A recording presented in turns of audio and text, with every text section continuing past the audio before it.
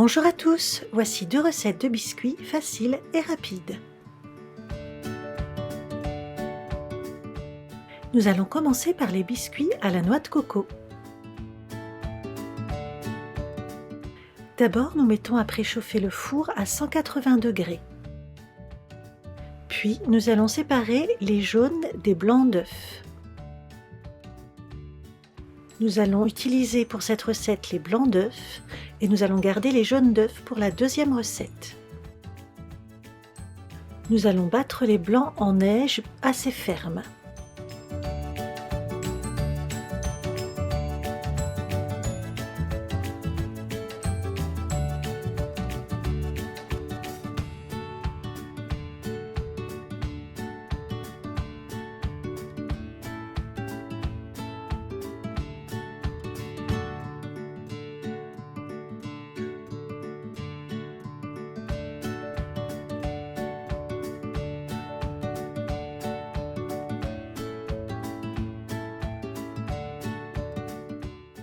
Quand les blancs en neige sont prêts, on va donc rajouter un tiers environ du sucre et on va venir battre à nouveau avec le fouet électrique les blancs en neige avec le sucre.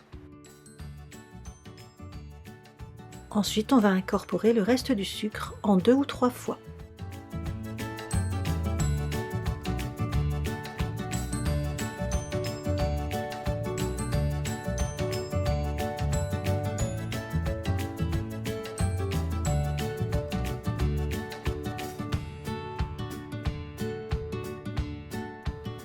Quand tout le sucre a été incorporé avec le blanc en neige, eh bien on vient ajouter cette fois la noix de coco râpée. Alors on l'incorpore pareil par petites portions en remuant tout doucement avec une spatule en bois ou une spatule en métal comme on veut, mais en essayant de ne pas casser les blancs en neige.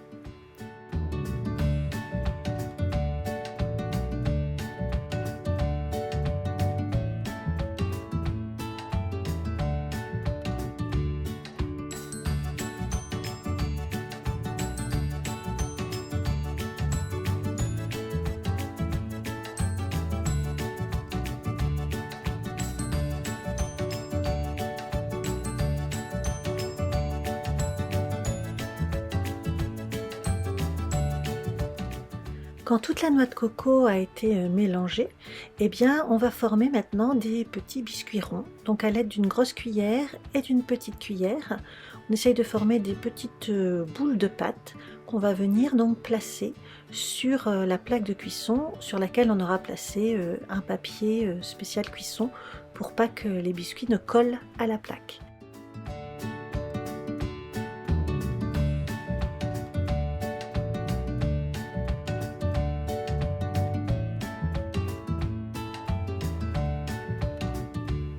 Quand on a formé tous les biscuits à la noix de coco, eh bien on vient les placer dans le four préchauffé, donc à 180 degrés, et on va laisser cuire pendant 15 minutes.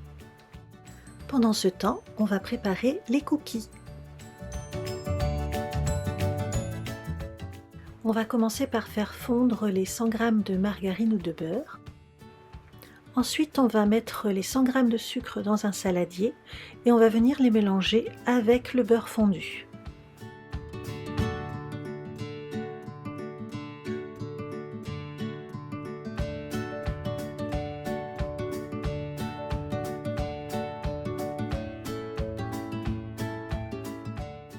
Là, on vient incorporer les 3 jaunes d'œufs.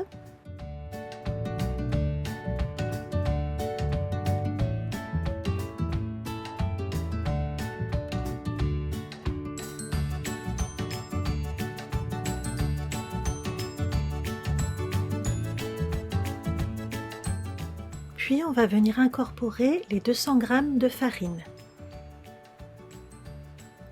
On va l'incorporer pareil petit à petit, en essayant de ne pas faire de grumeaux.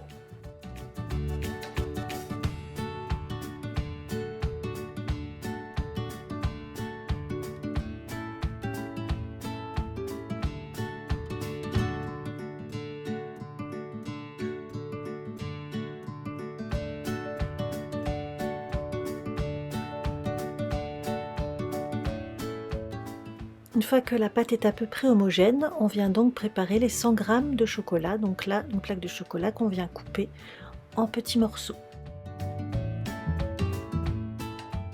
Là, je me suis rendu compte que j'avais oublié de mettre la poudre à lever, donc je la rajoute à ce moment-là, mais il est mieux de la mettre en même temps que la farine et de tout mélanger bien ensemble.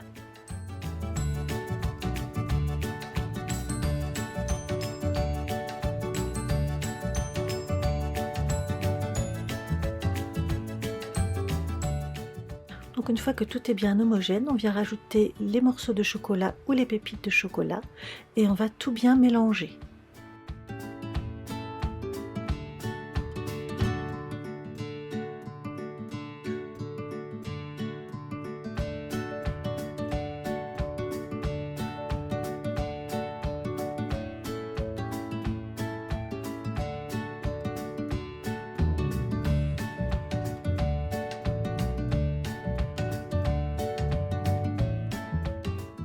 Donc moi c'est à ce moment-là que les gâteaux noix de coco étaient cuits, donc je les ai sortis du four et placés sur une grille afin de les laisser refroidir.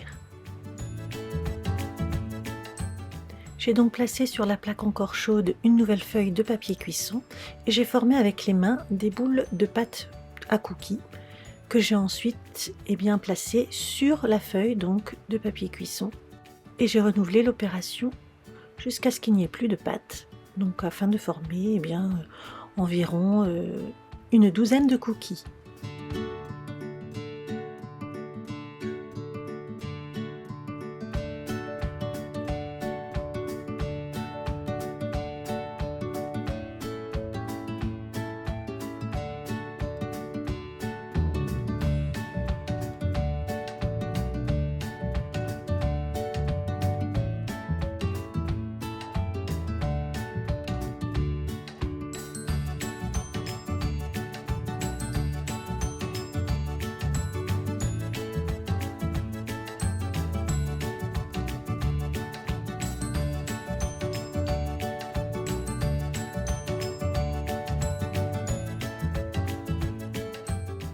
Moi je les ai fait un petit peu trop gros, je n'en ai eu que 9, mais je vous conseille de les faire un peu plus petits. Ensuite on va donc les enfourner dans le four qu'on a laissé chauffer toujours à 180 degrés. On va laisser cuire 15 minutes. Pendant ce temps-là, on va faire fondre à nouveau 100 g de chocolat qu'on va couper en morceaux. Vous pouvez le faire fondre au bain-marie, moi je fais fondre directement dans la casserole à feu doux et en remuant en continu.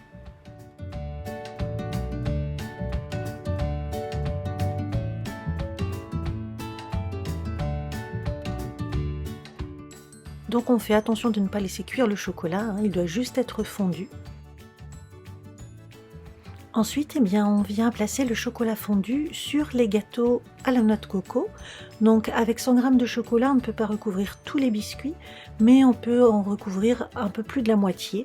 Moi je vous conseille de ne pas faire plus, comme ça il y en a pour tous les goûts, ceux qui préfèrent les biscuits coco nature ou ceux qui les préfèrent au chocolat, comme ça chacun trouve son bonheur.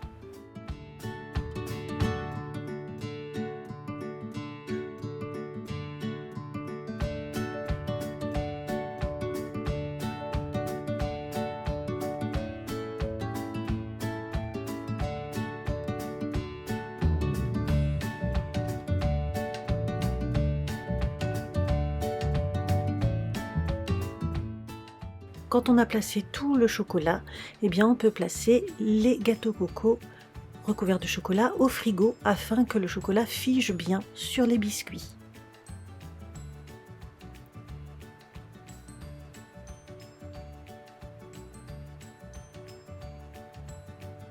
Là ensuite, les cookies étaient cuits au bout de 15 minutes. Donc pareil, vous pouvez les sortir du four, les placer sur une grille pour les laisser refroidir. Et ensuite, tout est prêt à être dégusté. Merci à tous et bon appétit!